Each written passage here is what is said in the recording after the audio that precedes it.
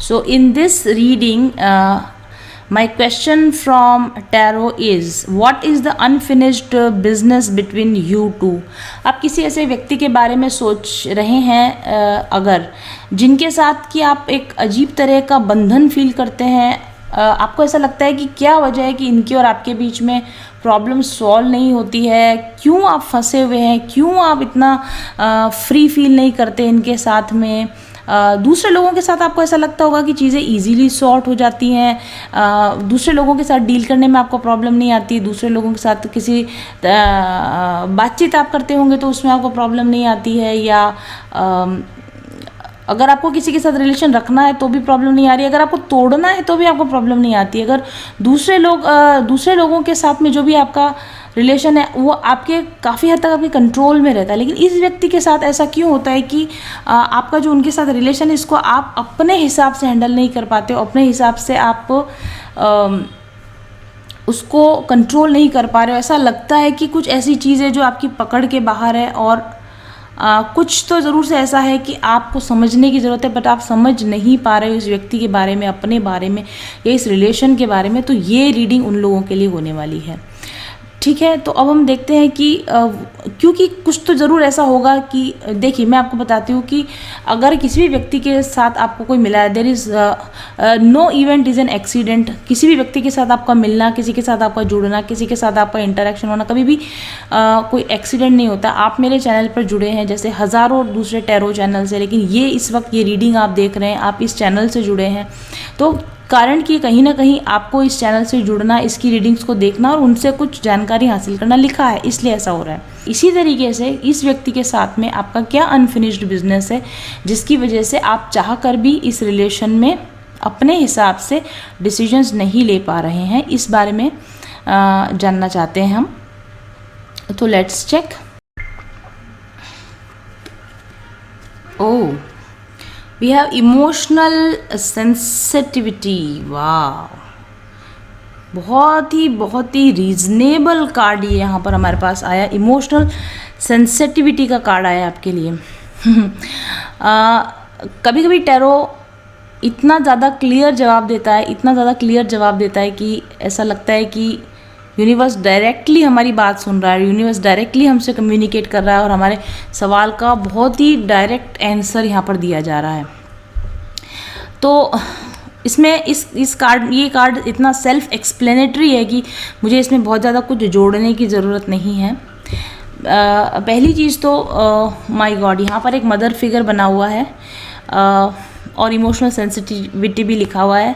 आप इस व्यक्ति के साथ बहुत ज़्यादा इमोशनली कनेक्टेड हैं। ठीक है, जैसा कि मैंने आपको कहा कि दूसरे लोगों के साथ आपको डील करना सरल होता होगा, उनके साथ आपको रिलेशन रखना है तो रखा, नहीं रखना है नहीं रखा, बट इस व्यक्ति के साथ आपको जो प्रॉब्लम आ रही है ना, वो आपकी ओवर इमोशनल सेंसिटिविटी की वजह से आ रही है।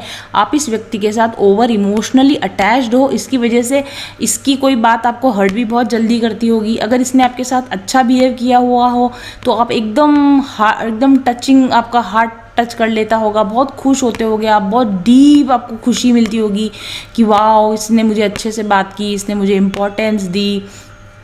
ठीक है, और अगर ये व्यक्ति आपको इग्नोर कर रहा है, आपको कुछ हर्टिंग वर्ड्स बोल रहा है, कुछ कटिंग वर्ड्स बोल रहा है, तो आपको हर्ट भी बहुत जल्दी होता होगा, दुख भी बहुत होता होगा, एकदम रोने लग जाते होगे आप, है ना?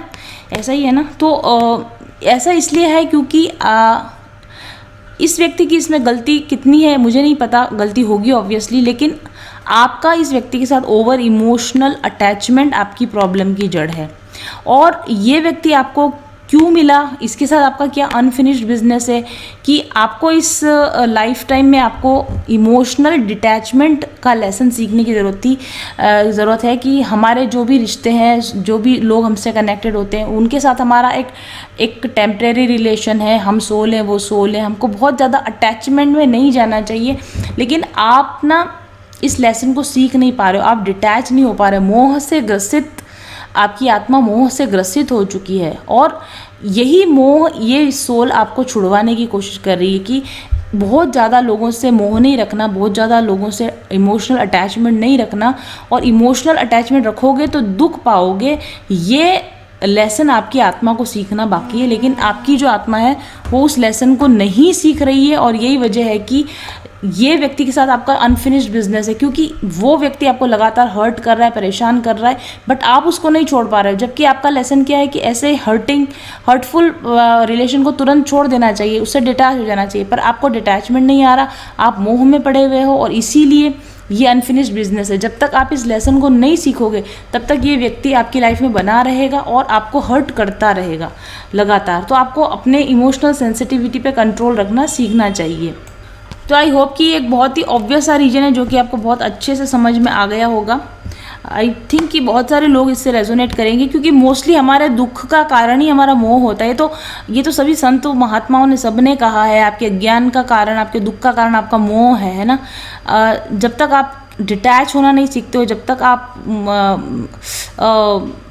इस तरह के मोह माया से ग्रस्त रहते हो, तब तक आप दुखी रहते हो। और ये भी ध्यान रखिए कि जो लोग जितना अधिक मोहग्रस्त होते हैं ना, उनको उतने ही अधिक हर्टफुल पेनफुल रिलेशन मिलते हैं। उनको अपने हस्बैंड वाइफ ऐसे मिलेंगे जो उनको इमोशनली हर्ट करते हैं, अपने उनके पेरेंट्स ऐसे मिलेंगे, उनको अपने बच्चे ऐसे मिलेंगे, उनको अपने इन लॉज ऐसे मिलेंगे।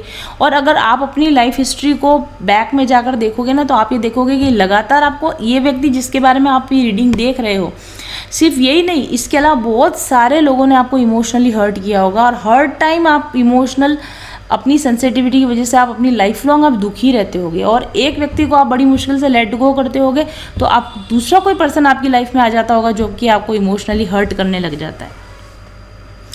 तो लगातार जब आप इमोशनली बैड फील कर रहे हो, तो इसकी वजह दूसरे लोग नहीं है, उसकी वजह आपका अपना एक्सट्रीम सेंसिटिव होना है। और यहाँ पर एक लेसन और भी है आपके लिए कि आपको अपने रिलेशनशिप्स को बहुत ध्यान से चुनना चाहिए। भाई हम जन्म लेते हैं तो हम नहीं चुन सकते कि हम किसके घर में जन्म ले रहे हैं, हालांकि वो भी हमारा डिसीजन होता है आत्मा के लेवल पर। बट चलिए हम उसको छोड़ देते हैं कि हम कहाँ जन्म ले रहे हैं, हम उसको नहीं चूज़ कर सकते हैं। हम अपने बच्चों को नहीं चूज़ कर सकते हैं कि हमको कहाँ पर हमें कौन सा सोल चाहिए, एज ए हमारा बेबी हमें कौन सा सोल चाहिए, हम वो भी चूज़ नहीं कर सकते। बट उसके अलावा जो रिलेशन है, कम से कम वो तो हम अपनी मर्जी से चूज़ कर सकते हैं ना। आप जिन फ्रेंड्स के साथ डील कर रहे हो, आप वर्क प्लेस पर डील कर रहे हो, है ना, तो आप एटलीस्ट अपने रिलेशंस को सावधानी पूर्वक चुनना सीखिए, है ना। जो लोग आपको हर्ट दे रहे, पेन दे रहे, आपका डिसरेस्पेक्ट कर रहे, फिर भी आप उनको बर्दाश्त किए जा रहे हो, उनको सहन किए जा रहे हो, उनको सामने सीधा सपाट जवाब नहीं दे रहे हो, उनके साथ अपनी बाउंड्रीज टाइट नहीं कर रहे हो, और आप लगातार चूज़ करते हो कि खुद को हर्ट करना आप चूज़ कर रहे हो, तो ये यहाँ पर किसकी गलती है? This is purely your mistake. इसी तरह से मैंने बहुत सारे लोग ऐसे भी देखे सोशल मीडिया के ऊपर। अगर आप फेसबुक पर जाओगे, उनकी फेसबुक की वॉल को आप देखोगे ना, सारे दुखी मैसेजेस हैं, पता नहीं इतने दुनिया भर का दुख उन्हीं की फेसबुक वॉल के ऊपर नजर आता है। क्यों आप अपने आप को इतना हर्ट करना चूज़ करते हो? आपको सैड पोएम्स पसंद आ रही है, आप सैड गाने सुन रहे हो, और आपके साथ जो भी आपके साथ पेनफुल हो चुका है, पहले आपके हो चुका है, उन पुरानी यादों को ना भूलना ही नहीं है आपको, बस भूलना ही नहीं है आपको। उन हर्टफुल मेमोरीज को ना बार बार रिकॉल कर रहे हो, बार बार रिकॉल कर रहे हो। ऐसा होता है ना जैसे कि वो जो कुत्ते को हड्डी दे देते हैं, तो वो उसको चूस के अपना मुंह लहूलुहान कर लेता है, तो उसमें हड्डी की कोई गलती नहीं है। कोई पेनफुल रिएक्शन हो गया आपके साथ, कोई पेनफुल घटना हो गई आपके साथ, बहुत पेनफुल हो गई भाई, बहुत बहुत दुख की बात है, लेकिन आप उस दुख को खुद जानबूझकर अपनी इमोशनल इमैच्योरिटी की वजह से आप भुलाना ही नहीं चाहते हो। आप ले दे के बस बार बार आप वही चीज़ें रिवाइज करोगे, मेरे साथ ऐसा हो गया, मेरे साथ वैसा हो गया, उसने मेरे साथ ऐसा कर दिया, उसने मेरे साथ वैसा कर दिया, बार बार उन्हीं इमोशनल हर्टफुल जो मोमेंट्स उनको याद कर करके आप और ज़्यादा वल्नरेबल बन गए हो, और ज़्यादा दुखी अपने आप को आपने खुद ने बना लिया है। और यही वजह है कि आपको ऐसे रिलेशन मिल रहे हैं जो कि आपको हर्ट करते रहते हैं।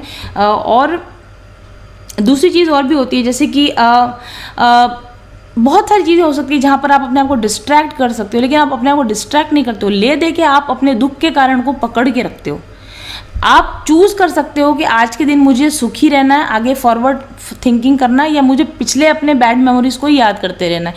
लेकिन आप एक ऐसे इंसान हो गए जो कि जानबूझ के चुनते हो कि मुझे पुराने दुखों से दुखी रहना है लगातार, और मुझे बार बार उन्हीं लोगों से डील करना है जो मुझे परेशान कर रहे हैं। आप एक्सपेक्टेशन ख़त्म ही नहीं कर रहे हो दूसरे लोगों से। जब आपको एक बार पता ही चल गया कि ये व्यक्ति मेरे को नहीं वो सब कुछ प्रोवाइड कर सकता है जो कि मुझे इससे चाहिए, तब भी शिकायतें आपकी ख़त्म नहीं हो रही, छोड़ क्यों नहीं देते, डिटैच क्यों नहीं हो जाते आप ऐसे व्यक्ति से? जब तक आप अपने अंदर ये ज़रूरी बदलाव नहीं लाओगे तब तक आपका ये अनफिनिश्ड बिजनेस इस व्यक्ति के साथ ख़त्म नहीं होगा। और यही नहीं, इसी जिस तरह से ये व्यक्ति आपको परेशान कर रहा है, ऐसे और लोग भी आपको और मिलते जाएंगे जो आपको इसी तरह के हर्टफुल रिलेशन में से आपको गुजरना पड़ेगा। एक और चीज़ भी मुझे आपके लिए यहाँ पर समझ में आ रही है ना, आप बहुत ज़्यादा सोचते हो, ओवर थिंकिंग तो ऑब्वियसली आपके अंदर है ही, लेकिन आप अपना कंपेयर दूसरे लोगों से बहुत ज़्यादा करते हो, बहुत ज़्यादा। अकेले में बैठे बैठे आप सिर्फ ये सोचते रहते हो कि मेरी लाइफ में ऐसा हो रहा है, उसकी लाइफ में क्या हो रहा है, उसकी लाइफ में क्या हो रहा है, उसकी लाइफ में क्या हो रहा है। आप अपनी लाइफ का कंपैरिजन लगातार दूसरे लोगों की लाइफ से करते हो। मेरी लाइफ में तो ऐसे लोग हैं, लेकिन देखो उसकी लाइफ में कितना अच्छा है, उसकी लाइफ में कितना अच्छा, वो कितना बढ़िया जी रहा है, वो कितना ख़राब जी रहा है। जैसे अगर आप एक सास हो तो अपनी बहू का कंपैरिजन सब दूसरी सासुओं की बहुओं से कर रहे हो, उसकी बहू ऐसी, उसकी बहू ऐसी, उसकी, तो फिर आपको लगेगा बस मेरी सबसे बुरी है। या फिर अपनी बेटी का कंपैरिजन आप दूसरों से कर रहे हो, या अपने बेटे का कंपैरिजन दूसरों से कर रहे हो, या अपने हस्बैंड का कंपैरिजन दूसरों से कर रहे हो, या अपने मनी का कंपैरिजन आप दूसरों से कर रहे हो, मेरे पास इतना है, उसके पास कितना, उसके पास। ये भी एक बहुत आपकी इमेच्योर थॉट है कि आप अपनी लाइफ का कंपैरिजन हमेशा दूसरे लोगों से करके आप अपने आप को दुखी बनाते रहते हो। ये भी जब तक आप करना बंद नहीं करोगे तब तक भी इस व्यक्ति के साथ आपका रिलेशन ठीक नहीं हो सकता है। आप अपने स्किन में रिलैक्स रहना सीखिए, जो आपके पास है उसके लिए थैंकफुल रहना सीखिए, जो नहीं है उसको लेट गो करना सीखिए।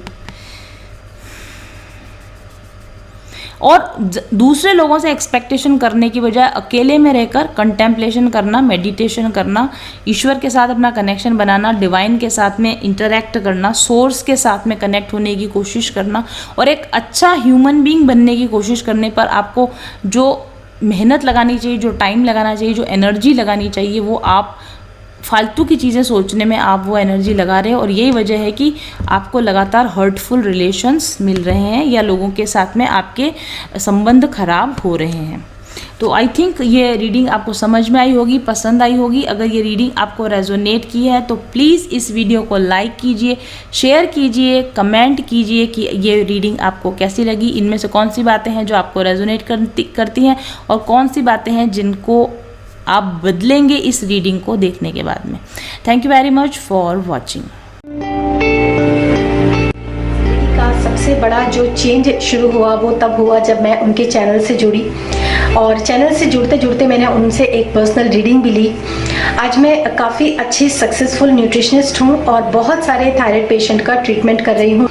ये सिर्फ पॉसिबल हुआ क्योंकि जब मैंने उनसे पर्सनल रीडिंग ली तब उन्होंने मुझे बताया कि आप पर्सनल कंसल्टेशन दीजिए, जबकि वो मुझे इतना नहीं जानती थी, लेकिन उन्होंने बोला कि ये आपके कार्ड्स आए हैं और आप पर्सनल कंसल्टेशन दीजिए, ये आपकी डेस्टिनी है, यही आपका सोल पर्पस है, यही आपका एक लाइफ का जो मिशन है वो है। मुझे नहीं यकीन था, लेकिन जब उन्होंने जैसे जैसे उन्होंने कहा मैंने हिम्मत करके जो है पर्सनल कंसल्टेशन देना शुरू किया, और अभी जिस सफलता की मैं ऊंचाई पर हूँ वो उसके लिए मैं पूरा का पूरा श्रेय देती हूँ अपने गुरु को, मास्टर्स को और मैम को। कठिन राह पर हम बनेंगे एक दूजे का सहारा, उजाले की ओर ले चले, उजाले की ओर ले चले, उजाले की ओर ले चले, उजाले की ओर ले चले। चले पथिक उस देश जहाँ पे सूरज सा उजाला, चल पथिक उस देश जहाँ पे सूरज सा उजाला, मिट जाता है सबके जीवन का अंधेरा काला, सतरंगी सपने हैं